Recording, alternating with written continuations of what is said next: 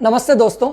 देश की 543 लोकसभा सीट्स की समीक्षा की कड़ी में आज हम बात करेंगे मध्य प्रदेश की, जहां पर 29 सीटें दांव पर है। दोस्तों, मध्य प्रदेश में इस बार चुनाव कुछ इस तरीके से हो रहा है कि लग रहा है कि ये चुनाव जनता वर्सेस बीजेपी है, या कांग्रेस सिर्फ इंसिडेंटल गेनर या लूजर है इस बैटल की। और इसी जनता वर्सेस बीजेपी की लड़ाई में कुल 10 सीट्स ऐसी हैं जहां पर कांग्रेस टक्कर की स्थिति में है। टक्कर की स्थिति का कहने का मतलब यह है कि यहाँ पे कांग्रेस फाइट में है, क्योंकि बाकी जो 18-19 सीट्स बची है उनमें तो कांग्रेस कहीं दिखाई नहीं दे रही है। तो दोस्तों, इन बाकी बची 10 सीट्स में जहाँ कांग्रेस के जीतने का सबसे अच्छा चांस है वो सीट है मुरैना। मुरैना में हो ये रहा है कि जो भारतीय जनता पार्टी के कैंडिडेट वो ठाकुर हैं, और वहाँ कांग्रेस ने भी एक ठाकुर को उतार दिया है, और इस चक्कर में ठाकुर का वोट जो है वो करीब करीब आधा बट रहा है। और कुछ लोग तो ऐसा कह रहे हैं कि ये ठाकुर वोट बीजेपी से नाराजगी के कारण, उनके जो उम्मीदवार हैं उससे नाराजगी के कारण जा रहा है कांग्रेस को ज़्यादा। इसका कारण एक ये भी है कि जो कांग्रेस के एमपी कैंडिडेट हैं उनके फादर एक पुराने एमएलए रहे हैं और उनका इस एरिया पर काफ़ी दबदबा माना जाता है। तो इस कारण ठाकुर वोटों में तो डिवीजन हो रहा है, और इस डिवीजन का कहते हैं 60 to 70% जा रहा है कांग्रेस को। दूसरा कारण यह है कि इस सीट पर ब्राह्मण भी बीजेपी से नाराज हैं। उनकी नाराज़गी का कारण यह है कि उनको लगता है कि हर बार भारतीय जनता पार्टी एक ठाकुर को टिकट दे देती है और इस कारण ब्राह्मणों का हक मारा जाता है। तो इस कारण ठाकुर को इस सीट से हराने के लिए वो इस बार कांग्रेस के पक्ष में चले गए, इस उम्मीद में कि बीजेपी का ठाकुर अगर इस बार हारता है तो अगली बार बीजेपी से किसी ब्राह्मण का चांस बन सकेगा। और कुछ ऐसा ही हो रहा है वहाँ के गुज्जर्स में, जो भारतीय जनता पार्टी से इस बार नाराज़ हैं और उसके खिलाफ वोटिंग कर रहे हैं। तो इन सभी फैक्टर्स के कारण ऐसा लग रहा है कि मुरैना में काफ़ी टफ कॉन्टेस्ट हो गया है और ये सीट किसी भी तरफ जा सकती है। दूसरी सीट है इसी बेल्ट में जिसका नाम है भिंड। इस सीट पे भी कमोबेश वही फैक्टर्स हैं। सबसे बड़ा फैक्टर लेकिन यहाँ पे ये है कि यहाँ के लोकल वोटर्स की नाराज़गी है भारतीय जनता पार्टी के सिटिंग एमपी जो है संध्या राय से। इस कारण बीजेपी की राह वहाँ काफ़ी मुश्किल हो गई है। कारण यह भी है कि इस बार मध्य प्रदेश में किसी तरह की कोई वेव नहीं है। 2014 में कांग्रेस के प्रति गुस्सा था और नरेंद्र मोदी के प्रति कुछ आकर्षण था। 2019 में पुलवामा था और कुछ और फैक्टर्स जो राष्ट्रवाद से जुड़े हुए थे वो हावी हो गए थे, तो लोकल फैक्टर्स गौण हो गए थे। लेकिन इस बार भिंड और मुरैना दोनों पे लोकल फैक्टर्स, वहाँ के जातीय गणित, वहाँ का जो एंटी इनकम्बेंसी फैक्टर है वो ये उभर कर सामने आ रहे हैं और कांग्रेस मुकाबले में खड़ी हो गई है। भिंड में एक बात और मैं बता देता हूँ दोस्तों कि यहाँ से भारतीय जनता पार्टी और कांग्रेस के अलावा बीएसपी भी डटकर मैदान में खड़ी है और कॉन्टेस्ट यहाँ पे ट्रायंगुलर हो रहा है। और ये बीएसपी का कैंडिडेट पिछली बार जो कांग्रेस के टिकट पर लड़े थे, इस बार वो वहाँ से टूटकर बीएसपी में चले गए हैं। वो दोनों पार्टीज़ के वोट अच्छे से काट रहे हैं। इसलिए कहना बड़ा मुश्किल है कि इस ट्रायंगुलर कॉन्टेस्ट में किसकी नौका चंबल नदी के किनारे लगेगी और कौन जीतेगा। इसी कड़ी में तीसरी सबसे इंपॉर्टेंट जो सीट इस बेल्ट की है वो है गुना। वहाँ से चुनाव लड़ रहे हैं, आपको मालूम है, मदर ऑफ सिंधिया के सुपुत्र ज्योतिरादित्य सिंधिया। 2019 के चुनाव में ज्योतिरादित्य सिंधिया, गुना जो उनका गढ़ है, वहाँ से चुनाव हार गए थे। इस बार भारतीय जनता पार्टी ने अपने सिटिंग एमपी जो एक यादव कैंडिडेट थे उनका टिकट काटकर सिंधिया को फिर से मैदान में उतारा है। इस कारण यादव जो वहाँ पे काफ़ी संख्या में, उनमें बड़ी नाराज़गी है भारतीय जनता पार्टी के प्रति। लेकिन इस सब के बावजूद मुझे ऐसा लग रहा है कि गुना से सिंधिया चुनाव जीत जाएंगे। ये हो सकता है कि जो उनकी बड़ी बड़ी मार्जिन्स रहा करती थी 2019 से पहले, शायद उसमें कुछ कमी आ जाए, और उसका कारण ये होगा कि वहाँ पे जो करीब 2.5 लाख यादव वोटर हैं वो उनसे नाराज़ हैं। लेकिन आज अगर मुझसे कोई कहे कि आप किस पे दाव लगाना चाहेंगे गुना में, तो मेरा दाव होगा ज्योतिरादित्य सिंधिया पे। चौथी सीट इस रीजन में ग्वालियर है। ग्वालियर में भी वही 2-3 फैक्टर्स हैं जो कांग्रेस की मदद कर रहे हैं। पहला फैक्टर तो ये है कि यहाँ पर ग्वालियर से कांग्रेस ने टिकट दिया एक ब्राह्मण को, और बीजेपी के कैंडिडेट है ठाकुर। ये ब्राह्मण वर्सेस ठाकुर कैंडिडेट की लड़ाई में कांग्रेस अब टक्कर में आ गई है। और एक बात मैं आपको बताना चाहता हूं दोस्तों कि मध्य प्रदेश में एक यूनिफाइंग फैक्टर चुनाव में ये है कि वहां पर एससी कुछ मात्रा में बीजेपी से इस बार नाराज हुआ है। और उसकी नाराजगी का कारण ये है कि चाहे कुछ ही मात्रा में हो, लेकिन ये जो कांग्रेस और इंडिया अलायंस ये कैंपेन चला रहा है कि नरेंद्र मोदी की सरकार अगर 400 सीट से ज़्यादा पाने के बाद बनती है तो वो संविधान के साथ कुछ छेड़छाड़ करेंगे। तो इस आशंका के चलते कि कुछ बदलाव संविधान में हो सकता है अगर भारतीय जनता पार्टी मजबूती से वापस सरकार में आ गई, इस कारण एससी कुछ मात्रा में बीजेपी से छिटक गए हैं। तो ग्वालियर में ब्राह्मण वर्सेस ठाकुर की लड़ाई और एससी का जो वोट है ये मिलकर कांग्रेस को कुछ मजबूती दे रहा है। लेकिन यहाँ पर भी ये कहना बड़ा मुश्किल है कि कांग्रेस जीत जाएगी।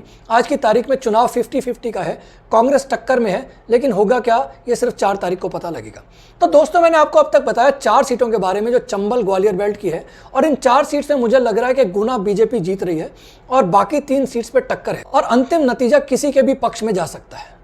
अब हम बात करेंगे उस सीट की जो सबसे ज्यादा चर्चित सीट है इस इलेक्शन की, उसका नाम है राजगढ़। राजगढ़ दोस्तों चर्चित इसलिए कि यहां चुनाव लड़ रहे हैं भारतीय जनता पार्टी के पेट हेड दिग्विजय सिंह। दिग्विजय सिंह यहां से सांसद रहे हैं और उसके बाद में वो कई जगह से चुनाव लड़ते हैं। पिछली बार वो भोपाल से लड़े थे, चुनाव हार गए थे, और इस बार राजगढ़ की धरती पर वो एक कहते घूम रहे हैं कि मेरा आखिरी चुनाव है। इसके अलावा दिग्विजय सिंह ने यह चुनाव काफ़ी परंपरागत तरीके से लड़ा है। वो डोर टू डोर कैंपेन कर रहे हैं, जहां पे उनको लगता है कि हाथ जोड़ के माफ़ी मांगनी चाहिए वो हाथ जोड़ के माफ़ी मांग रहे हैं, जहां उनको लगता है प्यार से गले लगाना चाहिए वो प्यार से गले भी लगा रहे हैं। और दिग्विजय सिंह का नेटवर्क वैसे भी काफ़ी सालों से राजगढ़ में है। मेरा यह मानना है कि दिग्विजय सिंह राजगढ़ में फाइट में है। उसके 2 कारण हैं, एक तो उनका कैंपेन, दूसरा उनके जो पुराने संबंध है इस कॉन्स्टिट्यूंसी में और इसके ग्रासरूट लेवल के लीडर्स के साथ, और तीसरा कुछ सिंपैथी फैक्टर कि डिग्गी राजा का शायद आखिरी चुनाव है इसलिए इनको जितवा दिया जाए। तो इन 3 फैक्टर्स के कारण मुझे लगता है कि दिग्विजय सिंह राजगढ़ से टक्कर में है। तो दोस्तों इस तरीके से कांग्रेस की 4 सीटें टक्कर की मैंने आपको बताई, वो है भिंड, मोरना, ग्वालियर और राजगढ़। अगली सीट है जिसका नाम है झाबुआ रतलाम। झाबुआ रतलाम से बड़े ट्राइबल लीडर कांतिलाल भूरिया कांग्रेस के टिकट पर चुनाव लड़ रहे हैं। और कांतिलाल भूरिया की इमेज ट्राइबल्स में कुछ ऐसी है कि वो काफ़ी कद्दावर माने जाते हैं और उनकी फॉलोइंग काफ़ी अच्छी है। इसके अलावा वो धन, बल और हर तरीके से बीजेपी का मुकाबला करने में सक्षम है। तो झाबुआ रतलाम में भी ऐसा कहा जा रहा है कि कांतिलाल भूरिया काफ़ी अच्छी फाइट दे रहे हैं, और भिंड मोराना के बाद अगर कोई सीट कांग्रेस जीत सकती है तो है रतलाम की। दोस्तों जैसा मैंने अभी आपको बताया कि एससी के जो वोटर्स हैं उनमें कुछ इस तरह का कैंपेन अंदर तक पेनेट्रेट कर गया है कि भारतीय जनता पार्टी संविधान में कुछ बदलाव करने जा रही है। इसी तरीके का कुछ विश्वास ट्राइबल वोटर्स को भी थोड़ा थोड़ा होने लगा है कांग्रेस के कैंपेन के कारण। इस वजह से जहां जहां ट्राइबल्स अच्छी तादाद में मौजूद है मध्य प्रदेश में, वहां पर कांग्रेस अच्छी स्थिति में है। इस कड़ी में मैंने आपको अभी बताया झाबुआ रतलाम के बारे में। ऐसी एक और सीट है जहां पर ट्राइबल्स का काफ़ी अच्छी मात्रा में है, वो है सीधी। सीधी में भी टक्कर जो है कांग्रेस और बीजेपी में बराबर की है, और यहाँ पर भी ये कहा जा रहा है कि कांग्रेस इस सीट को अगर जीतेगी नहीं तो यहाँ पर फाइट जो है वो कॉन्टेस्ट जो है वो इतना क्लोज है कि आखिर में नतीजा कुछ ही हज़ार वोटों के डिफरेंस से सेटल होगा। इसी तरीके का मुकाबला मांडला सीट पर हो रहा है। मांडला सीट आप जानते होंगे बीजेपी के बड़े नेता हैं फग्गन सिंह कुलस्ते, उनकी सीट है। लेकिन प्रॉब्लम यहाँ पर भी वही है, एक तो एंटी इनकम्बेंसी काफ़ी हावी है फग्गन सिंह कुलस्ते के खिलाफ, दूसरा यहाँ ट्राइबल्स जो है वो कांग्रेस के साथ इस बार जाने के मूड में है। तो मांडला सीट पर जो एंटी इनकम्बेंसी या फग्गन सिंह कुलस्ते के खिलाफ और जो ट्राइबल्स में एक अंडर करंट है इस बात का कि शायद संविधान के साथ छेड़छाड़ की जा रही है, वो कांग्रेस को मदद कर रही है। और यह सीट भी ऐसी है जहां कांग्रेस कोई अच्छा रिजल्ट पाने में कामयाब हो सकती है। अगली सीट इसी कड़ी में है रीवा, और रीवा में भी कमोबेश गणित वही है, ट्राइबल्स की नाराजगी और एंटी इनकम्बेंसी। ये दोनों फैक्टर्स अगर कांग्रेस के लिए काम कर जाते हैं तो रीवा सीट पे भी कांग्रेस मजबूती से लड़ रही है और यहाँ परिणाम किसी भी दिशा में जा सकता है। ट्राइबल डोमिनेटेड एक और सीट है धार, और धार में भी कमोबेश वही गणित है, बीजेपी के खिलाफ एंटी इनकम्बेंसी और ट्राइबल्स का गुस्सा। तो मेरा ये मानना है कि ट्राइबल्स की 4 या 5 जो सीट्स हैं उनमें है सीधी, धार, झाबुआ रतलाम और रीवा। इनमें कांग्रेस टक्कर में आ गई है और इन सीट्स पर परिणाम किसी भी दिशा में जा सकते हैं। आखिरी सीट जिसका मैं जिक्र करना चाहूँगा और जिसके बारे में शायद आप जानना भी चाहते होंगे, वह है कांग्रेस की एकमात्र बैस्टियन जिसका नाम है होशंगाबाद। होशंगाबाद आपको मालूम है कमलनाथ काफ़ी सालों से लगातार जीतते आए हैं, और पिछली बार 2019 में उनके बेटे ने इस सीट से चुनाव लड़ा था। 2019 में पुलवामा की वेव, राष्ट्रवाद की आंधी के बावजूद नकुल नाथ इस सीट को बचा कर ले आए थे, और मुझे नहीं लगता कि ग्राउंड पे कोई ऐसा चेंज हुआ हो कि होशंगाबाद सीट नकुल नाथ हार जाए। बीजेपी ने, मैं बताता हूँ, यहाँ पर बड़ी कोशिश की है। 7-8 बार तो स्वयं प्रधानमंत्री होशंगाबाद आ चुके हैं। बीच में इस तरह की अफवाह भी चलाई गई थी कि नकुल नाथ और कमलनाथ दोनों कांग्रेस को छोड़कर बीजेपी में शामिल होने वाले हैं। और ऐसा लगता है कि ये पूरा कैंपेन, इसका एम ये था कि किसी तरीके से क्रेडिबिलिटी जो है कमलनाथ की, उसको डैमेज किया जाए। तो जिस तरीके से रायबरेली और अमेठी यूपी की पॉलिटिक्स बीजेपी के पक्ष में होते हुए कांग्रेस के गढ़ रहे हैं, इसी तरीके से मध्य प्रदेश जो एक विशाल समुद्र है भारतीय जनता पार्टी के सपोर्ट का, वहाँ एक सेफ आइलैंड है होशंगाबाद। और होशंगाबाद सीट, मुझे लगता है कि अगर कोई एक सीट है जो कांग्रेस, मैं कह सकता हूं कि आसानी से जीतने की स्थिति में है, वह होशंगाबाद। एक बात मैं और बताना चाहता हूं, मैंने जिक्र किया राजगढ़ का।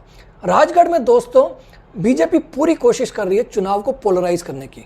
वहां पर हिंदू वर्सेस मुस्लिम का एंगल बार बार उठाया जा रहा है और दिग्विजय सिंह की जिस तरह की छवि है उसको ये कहकर धूमिल करने की कोशिश की जा रही है कि हमेशा से मुस्लिमों के पक्षधर रहे और हिंदू विरोधी हैं।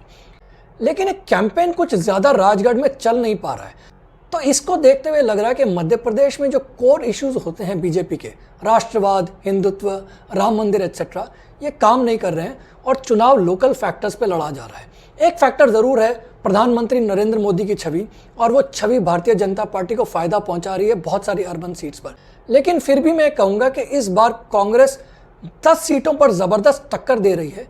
नतीजा इस बार क्या होगा मध्य प्रदेश में, इसके बारे में कुछ साफ तौर पे इसलिए नहीं कहा जा सकता कि कांग्रेस और बीजेपी के वोट शेयर में इतना गैप है कि 7-8% का स्विंग भी अगर हो जाए तब भी वो भारतीय जनता पार्टी की मार्जिन को कम कर सकता है, लेकिन उसको सीटें नहीं हरवा सकता। तो इन कंक्लूजन में ये कहूँगा कि मध्य प्रदेश में जो 29 सीट्स हैं उसमें से कांग्रेस एक सीट तो मेरे हिसाब से निश्चित तौर पर जीतने जा रही है, वो है होशंगाबाद। 2 सीट्स पर उसका चांस बड़ा अच्छा है। मैं कहूँगा कि ये 52-48 है कांग्रेस के पक्ष में, और ये दोनों सीट्स मैंने आपको बताई, मुरैना और भिंड। 2-3 सीट्स ऐसी हैं जहाँ पे करीब करीब 50-50 का मुकाबला चल रहा है, लेकिन फिर भी पुरानी हिस्ट्री को देखते हुए मैं एज दूंगा भारतीय जनता पार्टी को। और एक सीट जिसे मैं वाइल्ड कार्ड एंट्री कहूँगा वो है राजगढ़। और राजगढ़ इसलिए कि वहाँ दिग्विजय सिंह अपनी ज़िंदगी का आखिरी चुनाव लड़ रहे हैं, और मध्य प्रदेश में किसी ज़माने में दिग्विजय सिंह की तूती बोलती थी और राजगढ़ उनका गृह जिला, उनका गढ़ है।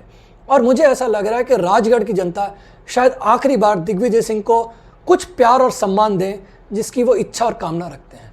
तो फाइनली अगर आप मुझसे पूछेंगे कि हाँ स्कोर क्या रहने वाला है, तो मैं कहूँगा बीजेपी के पक्ष में 26 से 27 सीट्स और कांग्रेस के पक्ष में 2 से 3 सीट्स।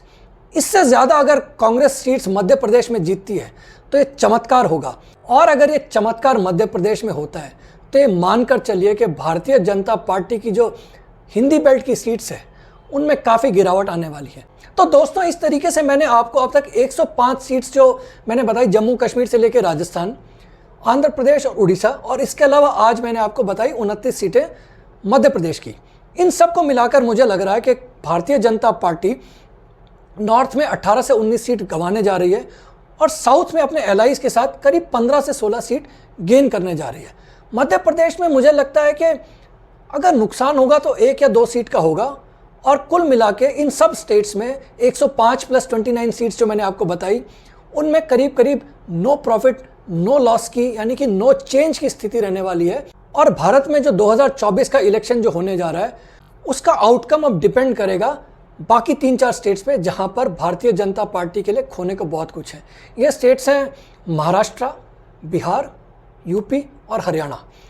इनमें से हरियाणा की चर्चा मैं पहले कर चुका हूं और बाकी स्टेट्स की समीक्षा हम करेंगे आगे आने वाले दिनों में। उम्मीद है आपको ये चर्चा पसंद आई होगी। कृपया इस चैनल को लाइक भी करेगा, सब्सक्राइब भी। मेरा नाम है संदीपन शर्मा। देखने के लिए बहुत बहुत धन्यवाद। नमस्कार, जय हिंद।